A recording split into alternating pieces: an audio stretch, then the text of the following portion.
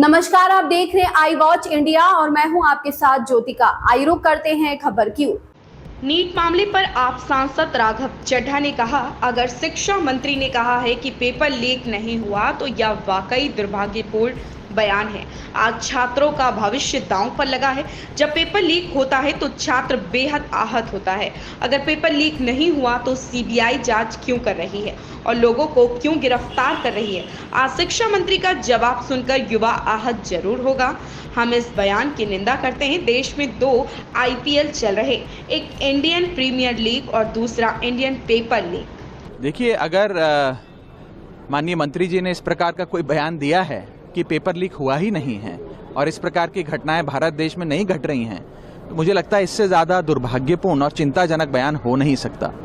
आज इस देश के लाखों बच्चे और लाखों बच्चों का भविष्य अंधकार की कगार पे खड़ा है, क्योंकि पेपर लीक होने की वजह से उनके वर्षों की मेहनत पे पानी फिर गया है। जब पेपर लीक होता है तो उस विद्यार्थी का, जिसने महीनों सालों दिन रात परिश्रम करके पढ़ाई कर कर उस एक दिन की तैयारी करता है अपना भविष्य बनाने के लिए, उसका मन नहीं टूटता, वो इंसान टूट जाता। केवल मनोबल नहीं टूटता, उसका शरीर, मन, तन, धन।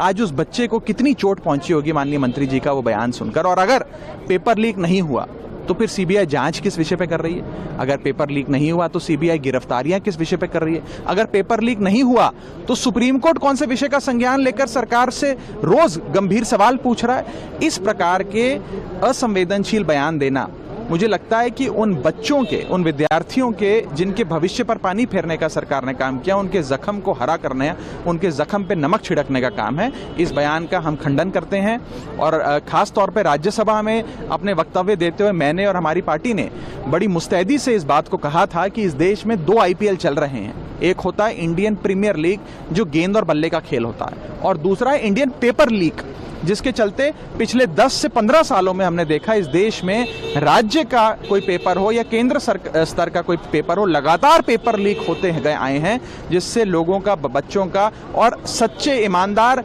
मेहनत करने वाले बच्चों का भविष्य अंधकार की ओर जा रहा है। इस सरकार को गंभीरता से लेते हुए इसके खिलाफ सख्त कानून बनाना चाहिए और इस विषय को पहले स्वीकार करते हुए उसकी समाधान की ओर बढ़ना चाहिए। इस प्रकार के असंवेदनशील बयानों से बचना चाहिए।